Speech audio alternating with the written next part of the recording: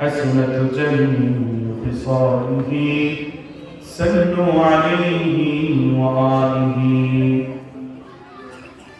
الحمد لله আমরা সকলে সর্বপ্রথম আল্লাহ তাআলার দরবারে লাখ শুকরিয়া জ্ঞাপন করি যে মহান রব্বুল আলামিন যে মহান প্রতিপালক আমি আপনাকে অতি মায়া করে মহব্বত করে ঐতিহ্যবাহী নীলগিরি লালবাগ ইসলামিয়া মাদ্রাসার হাফেজ ও কারি ছাত্রদের দস্তরবন্দি উপলক্ষে পাখি প্রদান উপলক্ষে 58তম ইসলামী মহাসম্মেলনের আয়োজন করার মতো আল্লাহ তাআলা আমাদেরকে তৌফিক দান করেছেন। এই জন্য সকলে শুকরিয়া অন্তঃস্থল থেকে বলে আলহামদুলিল্লাহ। আল্লাহ তাআলার দরবারে আমরা শুকরিয়া জ্ঞাপন করি যে মহান রব্বুল আলামিন যে মহান প্রতিপালক আমি আপনাকে অতি মায়া করে মহব্বত করে হিন্দু কোন খ্রিস্টান কোন ইহুদি কোন নাসারা কোন ধর্ম না দিয়ে রব্বুল আলামিন দয়া করে মায়া করে আমাদেরকে মুসলমানের জন্য দিয়েছেন। এই জন্য সকলে শুকরিয়া আদায় করব আলহামদুলিল্লাহ। আল্লাহ তাআলার দরবারে আমরা শুকরিয়া জ্ঞাপন করি যে মহান রব্বুল আলামিন যে মহান প্রতিপালক আমি আপনাকে অতি মায়া করে মহব্বত করে শেষ নবীর উম্মত হিসেবে দুনিয়ার জমিনে প্রেরণ করেছেন। এই জন্য সকলে আরেকবার জোরে শুকরিয়া আলহামদুলিল্লাহ। আল্লাহ রাসূল সাল্লাল্লাহু আলাইহি ওয়াসাল্লাম বলেন যেই জায়গার মধ্যে কোরআন এবং হাদিসের আলোচনা করা হয় সেই জায়গাটা আর জায়গা থাকে না, সেটা জান্নাতের বাগানে পরিণত হয়ে যায়। সকলে বলেন সুবহানাল্লাহ। আল্লাহ রাসূল সাল্লাল্লাহু আলাইহি ওয়াসাল্লাম বলেন এই জায়গার মধ্যে সরাসরি আল্লাহ তাআলা আসমান থেকে বরকত সকিনা নাযিল করেন। ওয়া নাযালাত আলাইহিমুস সাকিনা ওয়া ওয়াসিয়াতুহুমুর রাহমা ওয়া যাকারাহুমুল্লাহু ফীমান ইনদা। যেই জায়গার মধ্যে আল্লাহ এবং আল্লাহর রাসূলের শান এবং মান নিয়ে আলোচনা করা হয় সেই জায়গাটা আর জায়গা থাকে না, সেই জায়গাটা জান্নাতের বাগানে পরিণত হয়ে যায়। সকলে অন্তঃস্থিত বলে আলহামদুলিল্লাহ।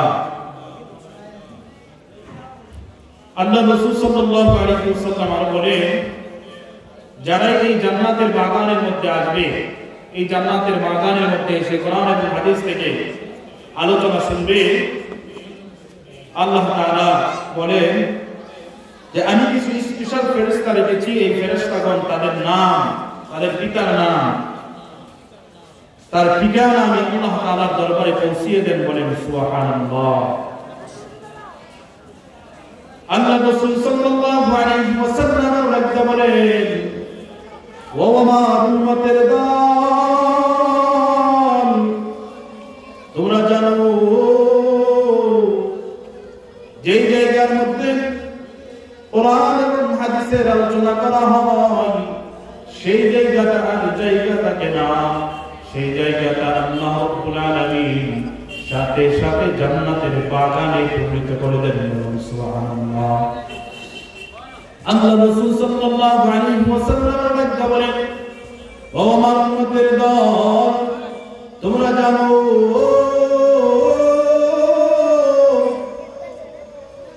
যে জায়গার মধ্যে কোরআন এবং হাদিসের আলোচনা করা হয়, যেই জায়গার মধ্যে কোরআন এবং হাদিসের আলোচনা করা হয়, আমার উম্মত যখন ওই জায়গার মধ্যে বসে সুবহানাল্লাহ আলহামদুলিল্লাহ শব্দ উচ্চারণ করে আল্লাহ তাআলা তার আমলনামায় একটি সুবহানাল্লাহর জন্য 100 নেকি লিখে দেন। বলেন সুবহানাল্লাহ।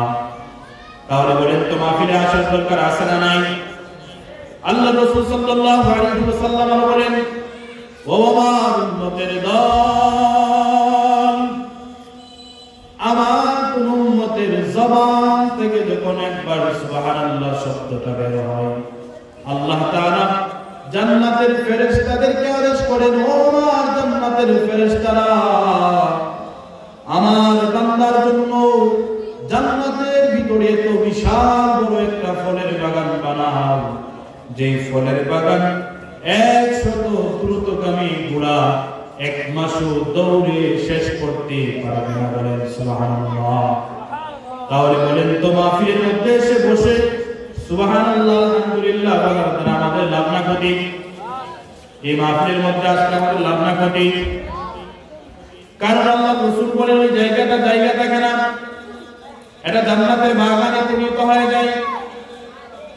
এমনি তো আল্লাহ রাসূল সাল্লাল্লাহু আলাইহি ওয়াসাল্লামের বাগান হচ্ছে এই মাদ্রাসা, আর আরেক বাগান হচ্ছে মাহফিলের প্যান্ডেল।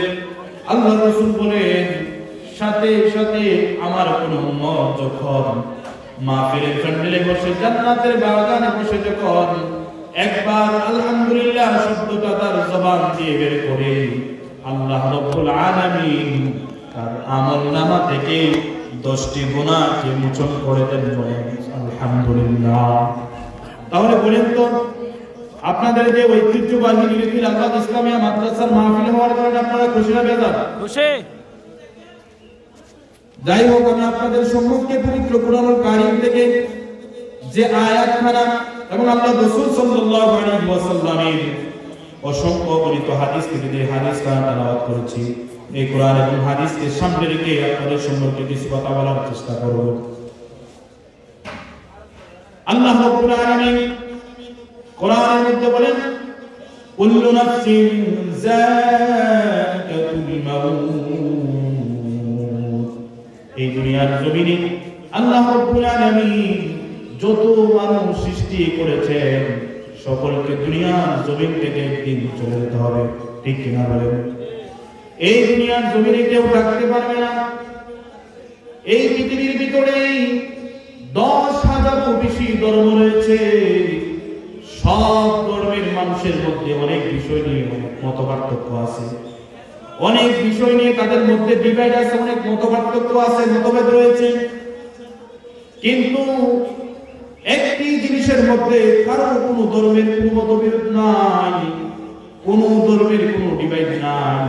সেই কথাটা হচ্ছে, সেই মতবাদটা হচ্ছে, সেই বাণীটি হচ্ছে আমি আপনাকে দুনিয়ার জমিন থেকে একদিন চলে যেতে হবে, ঠিক কিনা বলেন? সকলকে দুনিয়ার জমিন থেকে চলে যেতে হবে, এই কথার ভিতরে সকলে একমত, কোনো দ্বিমত নেই। আল্লাহ রাব্বুল আলামিন বলেন যে বান্দা দুনিয়ার জমিনে আমি আল্লাহ তাআলা তোমাকে পাঠাইলাম, কিসের জন্য পাঠাইলাম? আল্লাহ রাব্বুল আলামিন কোরআনের অপর আয়াতের মধ্যে বলেন আল্লাযী খালাকাল মাউতা ওয়াল হায়াতা লিয়াবলুয়াকুম আইয়ুকুম আহসানু আমালা। আমি আল্লাহ তোমাকে দুনিয়ার জমিনে পাঠাইলাম, আমি আল্লাহ দুনিয়ার জমিন থেকে তোমাকে নিয়ে যাইব। আমি আল্লাহ কিসের জন্য তোমাকে পাঠাইলাম জানো? বান্দা তোমাদের মধ্যে কার আমলটা সবচাইতে বেশি সুন্দর এই জিনিসটা দেখার জন্য আমি আল্লাহ রাব্বুল আলামিন তোমাদেরকে দুনিয়ার জমিনে পাঠাইছি। তোমাদের মধ্যে কে কত বড় আমলদার হতে পারে, কে কত বড় জান্নাত কামাইতে পারে, এই জিনিসকে দেখার জন্য, এই জিনিসকে জাস্টিফাই করার জন্য আমি আল্লাহ রাব্বুল আলামিন তোমাদেরকে জীবন দিলাম, আমি আল্লাহ রাব্বুল আলামিন তোমাদেরকে মরণ দিব, এই জিনিসটাকে জাস্টিফাই করার জন্য। অপর আয়াতে আল্লাহ রাব্বুল আলামিন বলেন ফাইযা জাআ আজালুহুম লা ইস্তাখিরুনা সাআতান ওয়া লা ইস্তাকদিমুন। বান্দা দুনিয়ার জমিনে আসার সিরিয়াল আছে, বান্দা যাওয়ার কোনো সিরিয়াল নাই। আমি আল্লাহ রাব্বুল আলামিন কোন সময় কোন দিন তোমাকে মৃত্যুবরণ করাইবো সেই জিনিসটা তোমাকে আমি জানাই নাই। আমি আজরাইলকে যে নির্ধারিত সময়ে পাঠাইবো সেই সময় তোমাকে মৃত্যুবরণ করতে হবে। আমি আল্লাহ রাব্বুল আলামিন নির্ধারিত যে সময় দিয়েছি সেই সময়ের ভিতরে তোমাকে দুনিয়ার জমিন ছেড়ে যেতে হবে, সেই সময় তোমাকে দুনিয়ার জমিন ছেড়ে চলে যেতে হবে। এক সেকেন্ড আগেও হবে না, এক সেকেন্ড পরেও হবে না। এই আয়াতের মধ্যে আরেক আয়াতে আল্লাহ তাআলা বলেন ওয়া মা তাদরি নাফসুম বিআইয়ি আরদিন তামুত। বান্দা দুনিয়ার কোন জায়গার মধ্যে তুমি মৃত্যুবরণ করবা আমি আল্লাহ তাআলা ছাড়া কেউ জানে না। 5টা জিনিস এমন আছে যেই 5টি বিষয় আমি আল্লাহ তাআলা জানি, আমি আল্লাহ তাআলা ছাড়া আর কেউ জানে না।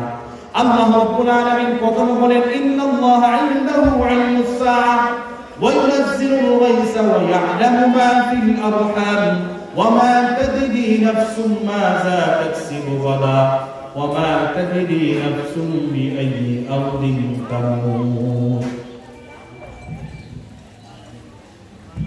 আল্লাহ রাব্বুল আলামিন বলেন পাঁচ জিনিসের ইলম আমি আল্লাহ তাআলার কাছে আছে আর কারো কাছে নাই। এক নম্বর হচ্ছে আমি আল্লাহ রাব্বুল আলামিন জানি দুনিয়ার জমিন কখন ধ্বংস হবে, আমি আল্লাহ রাব্বুল আলামিন কখন কিয়ামত ঘটাইব আমি আল্লাহ তাআলা ছাড়া কেউ জানে না। দুই নম্বর আল্লাহ রাব্বুল আলামিন বলেন ওয়াইনাজিলুল গায়স কখন জমিনের মধ্যে বৃষ্টি হবে আমি আল্লাহ তাআলা ছাড়া কেউ জানে না। তিন নম্বর আল্লাহ রাব্বুল আলামিন বলেন মায়ের গর্ভে কি সন্তান হবে ছেলে না মেয়ে আমি আল্লাহ তাআলা ছাড়া কেউ জানে না। চার নম্বরে আল্লাহ রাব্বুল আলামিন বলেন বান্দা আগামীকাল কি উপার্জন করবে আমি আল্লাহ তাআলা ছাড়া কেউ জানে না। পাঁচ নম্বরে আল্লাহ রাব্বুল আলামিন বলেন বান্দা কোন জায়গার মধ্যে মৃত্যুবরণ করবে আমি আল্লাহ তাআলা ছাড়া কেউ জানে না। বলেন তো আল্লাহ তাআলা ছাড়া কেউ জানে নাকি? বান্দা কোথায় মৃত্যুবরণ করবে আল্লাহ তাআলা ছাড়া কেউ জানে না। দুনিয়ার জমিনে এমন কি আমার আপনার নবী জানে নাকি? বলেন জানে নাকি? বলেন কখন কিয়ামত হবে এই পাঁচ জিনিস অনেক সুন্নি নামের বন্ধুরা তারা বলে আমার নবী নাকি গায়েব জানে। যারা বলে আমার নবী গায়েব জানে তাদেরকে এই আয়াতের মধ্যে লক্ষ্য করা হয়েছে আল্লাহ তাআলা স্পষ্ট ভাষায় আল্লাহ তাআলা বলে দিয়েছেন আমি আল্লাহ তাআলা ছাড়া কেউ গায়েব জানে না। অদৃশ্যের খবর একমাত্র জানে কে? বলেন আল্লাহ তাআলা। অদৃশ্যের খবর গায়েবের ইলম কারো কাছে নাই। কেউ যদি এই বিশ্বাস করে আল্লাহ তাআলা ছাড়া গায়েবের ইলম অদৃশ্যের ইলম কারো কাছে আছে তাহলে বলেন তো তার ঈমান থাকবে নাকি? বলেন না না, কখন তার ঈমান থাকবে না। একমাত্র অদৃশ্যের ইলম গায়েবের ইলম আমি আল্লাহ তাআলা আল্লাহ রাব্বুল আলামিন বলেন আমি ছাড়া আর কারো কাছে নাই। এই পাঁচ জিনিসের ইলম আমি আল্লাহ রাব্বুল আলামিন জানি, আমি আল্লাহ তাআলা ছাড়া আর কেউ জানে না। ছোট্ট করে যদি আপনাদেরকে একটা ওয়াকিয়া শোনাই, ঘটনা শোনাই, আল্লাহ তাআলা দুনিয়ার জমিনে ইসলাম ধর্মকে প্রচার প্রসার করার জন্য আমার আপনার নবীর পরে চারজন ব্যক্তির মাধ্যমে ইসলাম ধর্মকে টিকিয়ে রেখেছেন। যাদেরকে বলা হয় আইম্মায়ে আরবা, চারজন ইমাম। একজন হলেন হযরত ইমামে আবু হানিফা রাহমাতুল্লাহি আলাইহি, আরেকজন হলেন হযরত ইমাম শাফি রাহমাতুল্লাহি আলাইহি, আরেকজন হলেন ইমাম আহমদ ইবনে হাম্বল রাহমাতুল্লাহি আলাইহি, আরেকজন হলেন হযরত ইমামে মালিক রাহমাতুল্লাহি আলাইহি। এই চারজন ব্যক্তি দ্বারা আল্লাহ রাব্বুল আলামিন দুনিয়ার জমিনে ইসলামের জান্নাতকে বিছিয়ে রেখেছেন। এই চারজন ব্যক্তির দ্বারা আল্লাহ রাব্বুল আলামিন ইসলামের জান্নাতকে বাঁচিয়ে রেখেছেন। অর্থাৎ কোরআন এবং হাদিসকে সহজ ভাষায় তারা আমাদেরকে বুঝিয়ে দিয়ে গেছেন। তন্মধ্যে একজন ইমাম ছিলেন ইমামে মালিক রাহমাতুল্লাহি আলাইহি।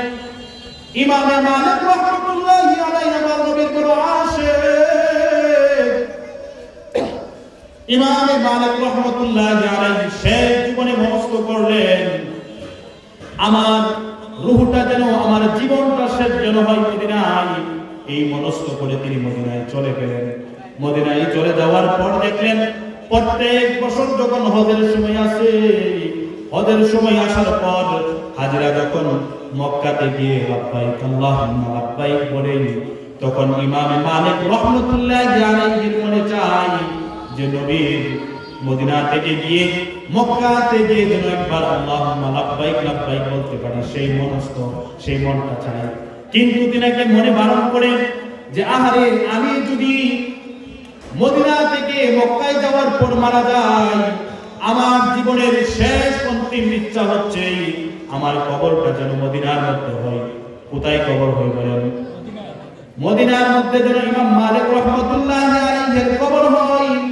তিনার ছিল এই মনস্থ। কিন্তু যখন হজের সময় আসে মনে চায় আল্লাহ রাব্বুল আলামিনের কাবা শরীফের সামনে গিয়ে দাঁড়াইয়া আল্লাহুম্মা লাব্বাইক লাব্বাইক বলার কিন্তু মনস্থ করার পরেও যাইতে পারে না। মনের মধ্যে বারবার বাধা দেয়, আমার যদি ওই জায়গার মধ্যে গিয়ে মরণ হয়ে যায়, আমার কবর তো মদিনার মধ্যে হবে না। মদিনার মধ্যে হবে না, কি বলেন?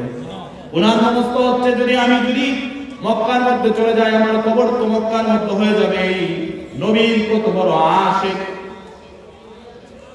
ইমামে মালিক রাহমাতুল্লাহি আলাইহি রাত্রির বেলায় যখন ঘুমিয়ে গেলেন, ইস্তেখারা করলেন। ইস্তেখারা করার পর রাত্রির বেলায় তিনি ঘুমিয়ে গেলেন। ঘুমের ভিতরে ইমামে মালিক রাহমাতুল্লাহি আলাইহি স্বপ্ন দেখলেন। আল্লাহ রাসূল সাল্লাল্লাহু আলাইহি ওয়াসাল্লাম তার সামনে এসে 5 আঙ্গুল দেখাইলেন। বলেন সুবহানাল্লাহ।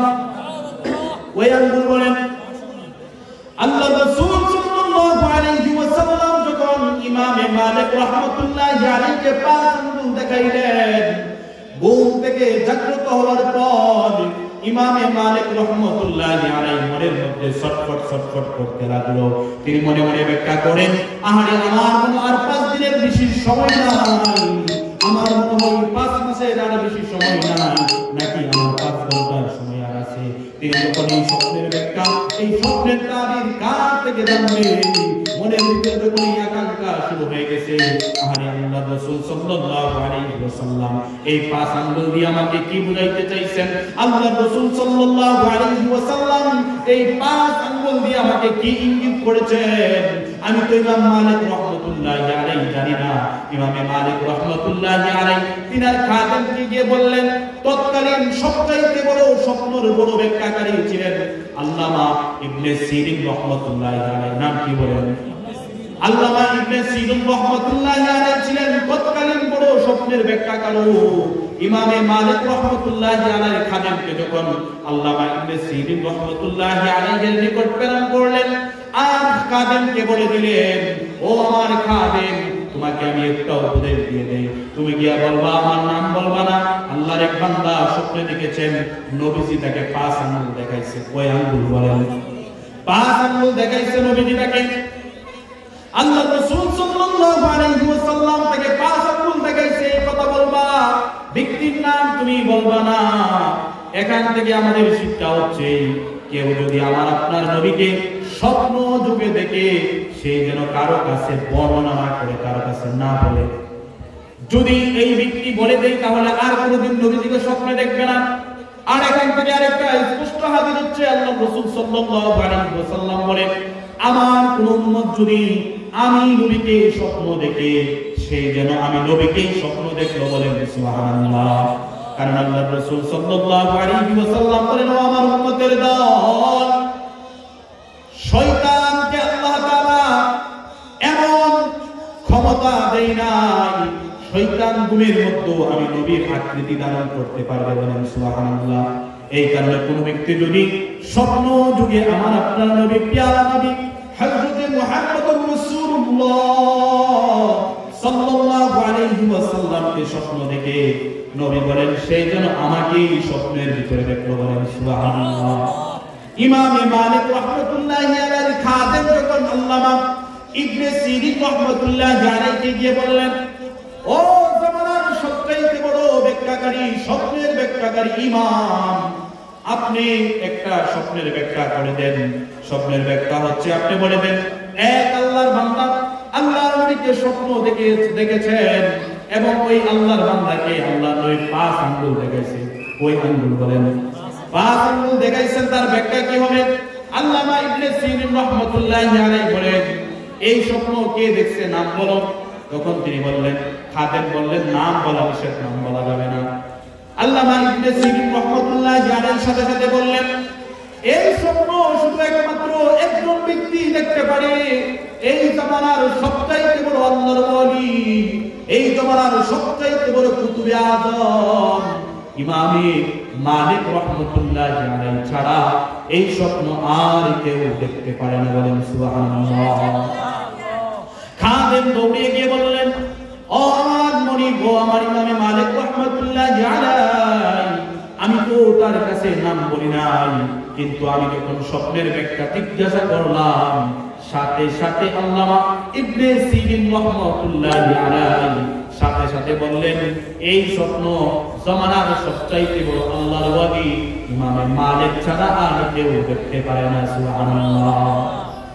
ইমামে মালিক রাহমাতুল্লাহি আলাইহি বললেন, যাও, যেহেতু তিনি জেনে গেছেন, যাও গিয়ে বলো ইমাম মালিক রাহমাতুল্লাহি আলাইহি স্বপ্ন দেখেছে, এই স্বপ্নের ব্যাখ্যা কি হবে। ইমামে মালিক রাহমাতুল্লাহি আলাইহির খাদেম আল্লামা ইবনে সিরিন রাহমাতুল্লাহি আলাইহি গিয়ে বললেন, আল্লামা ইবনে সিরিন রাহমাতুল্লাহি আলাইহি গিয়ে বললেন, আমার ইমামে মালিক রাহমাতুল্লাহি আলাইহি স্বপ্ন দেখেছেন, তাবির করে দেন, ব্যাখ্যা করে দেন। তখন ইমামে আল্লামা ইবনে সিরিন রাহমাতুল্লাহি আলাইহি বললেন, পাঁচ জিনিসের ইলম একমাত্র আল্লাহ তাআলার কাছে আছে, আর কারো কাছে নাই। বলেন সুবহানাল্লাহ। এক নম্বরে আল্লামা ইবনে সিরিন রাহমাতুল্লাহি আলাইহি কোরআনের ওই আয়াত দিয়ে বলে দিলেন, ইন্নাল্লাহা ইনদাহু ইলমুস সাআহ ওয়া ইউনাজ্জিলুল গায়সা ওয়া ইয়া'লামু মা ফিল আরহাম ওয়া মা তাদরি নাফসুম মাযা তাকসিবু গাদা ওয়া মা তাদরি নাফসুম বিআইয়ি আরদিন তামুত।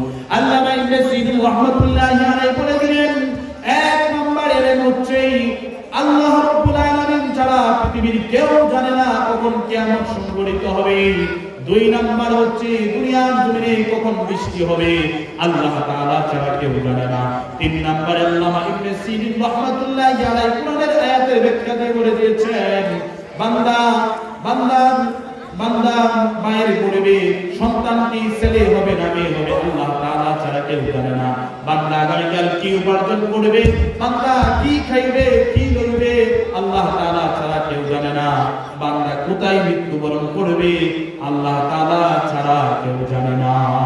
তাহলে বলেন তো পাঁচ ইলমের মালিক কে? আল্লাহ। সবাই বলেন পাঁচ ইলমের মালিক কে? আল্লাহ।